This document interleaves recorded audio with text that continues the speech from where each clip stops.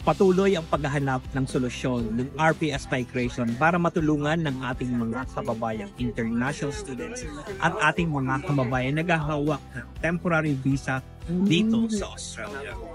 Una sa ating listahan ay ang ating mga kababayan internationally qualified nurses na kasalukuyang international student dito sa Australia at kumukuha ng mga kurso na hindi naman magbibigay sa kanila ng registration sa APRA.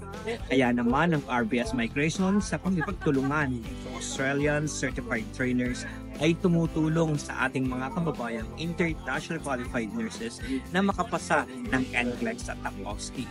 Ito ay may payment plan na talaga naman makatutulong upang makuha ng ating mga kababayan ang kanilang registration sa APRA. Ikalawa sa ating listahan ay ang ating mga kababayan na naghahawak ng temporary visa at tulad halimbawa ng Subclass 485 at Subclass 491 at Subclass 485. Atin sila tinutulungan upang makapag-apply ng permanent residency maging ito man ay transition sa kanilang visa o ito naman sa exceptional. Sunod sa ating listahan ay ang ating kababayan registered engineers. Atin silang ginagabayan sa kanilang competency demonstration report na binubuo ng 3 episodes sa kanilang engineering practice. Ginagabayan din natin sila sa kanilang summary ng CBR at list ng continuing professional development. Sunod sa ating listahan ng ating mga kababayan na kumukuha ng mga kurso na may kaugnayan sa skilled occupation list. Kung sila ay eligible sa Subclass 485 at kung hindi naman, eligible ba sila sa Subclass 407 na traineeship visa. Sunod sa ating listahan ay ating mga kababayan na mga medical professionals katulad halimbawa ng speech therapist, RedTech, occupational therapist, MedTech, nakasalukuyang international students dito sa Australia.